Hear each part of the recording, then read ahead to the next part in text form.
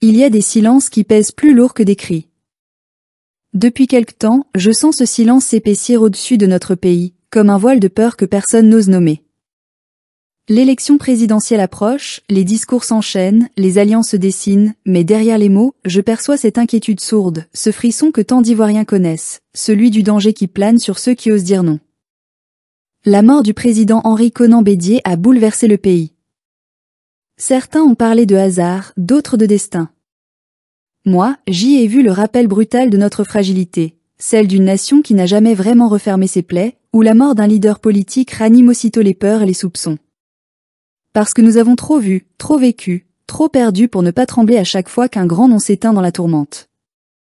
Et aujourd'hui, à la veille de cette élection incertaine, mon esprit se tourne vers un autre nom, Laurent Gbagbo.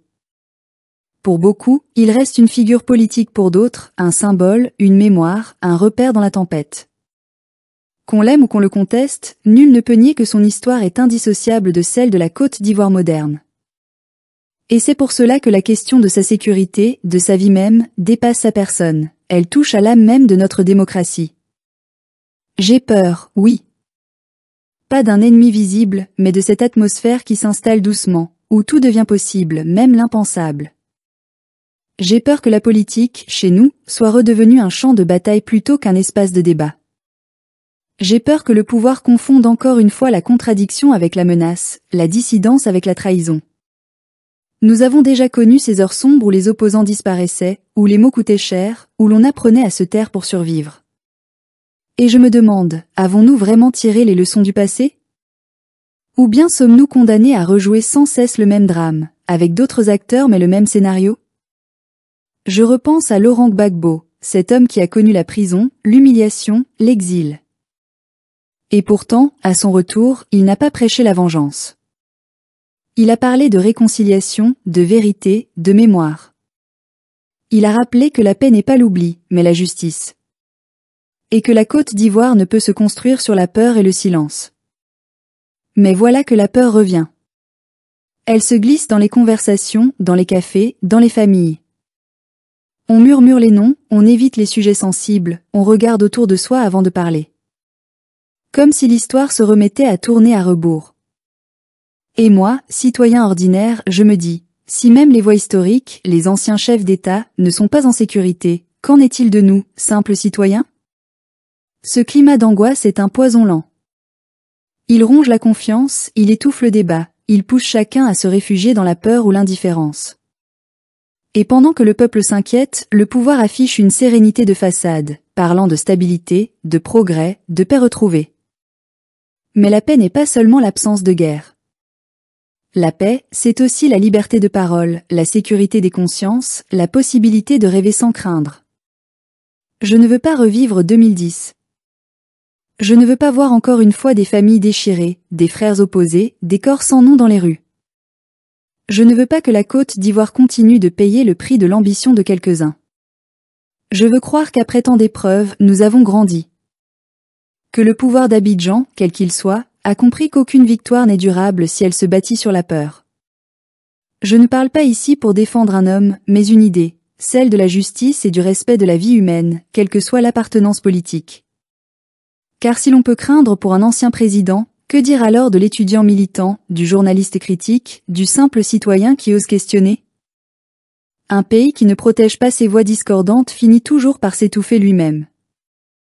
La mort de Bédié, qu'elle soit naturelle ou pas, devrait être pour nous un avertissement. Le temps est venu de sanctuariser la vie politique ivoirienne. Plus jamais de sang versé pour des idées. Plus jamais de morts suspectes.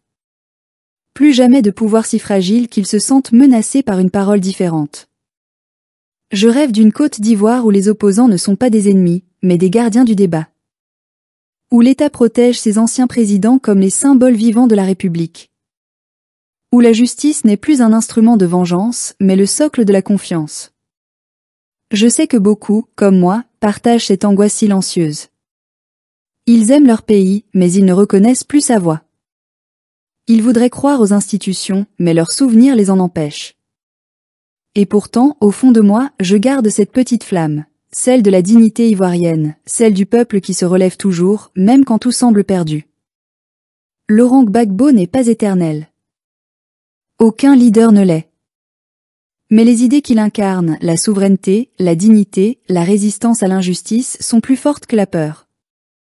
Elles ne peuvent être étouffées ni par la mort, ni par la répression, ni par le mensonge. Elles vivent dans chaque Ivoirien qui croit encore que son pays mérite mieux que la peur et la soumission. À quelques mois de cette élection décisive, j'appelle au sursaut de conscience. Que le pouvoir garantisse la sécurité de tous, sans distinction. Que l'opposition reste digne, unie, vigilante. Que la jeunesse se souvienne de l'histoire et refuse de se laisser manipuler par la haine. L'avenir de la Côte d'Ivoire ne se jouera pas seulement dans les urnes, mais dans le courage collectif de dire « plus jamais ça ». Plus jamais de sang pour des ambitions personnelles. Plus jamais de mort pour des querelles de pouvoir. Je veux croire que nous pouvons encore éviter le pire. Que les dirigeants, quels qu'ils soient, comprendront que la grandeur d'un pays ne se mesure pas à la force de ses armes, mais à la sécurité qu'il offre à ses fils. Et que la vie de Laurent Gbagbo, comme celle de tout citoyen, doit être sacrée, protégée, respectée. Parce que derrière ce nom, il y a une histoire, une mémoire, une lutte, et surtout un peuple. Et ce peuple-là, le peuple ivoirien, a déjà trop souffert pour accepter qu'on lui vole encore une fois la paix. Alors je me tiens debout, en silence, face à mon pays. Je regarde vers 2025 non pas avec naïveté, mais avec détermination. Et je me dis que tant qu'il restera en nous la volonté de parler, de veiller, de défendre la vérité, la Côte d'Ivoire ne mourra pas. Non, elle ne mourra pas. Elle renaîtra de la mémoire, du courage et de l'espérance.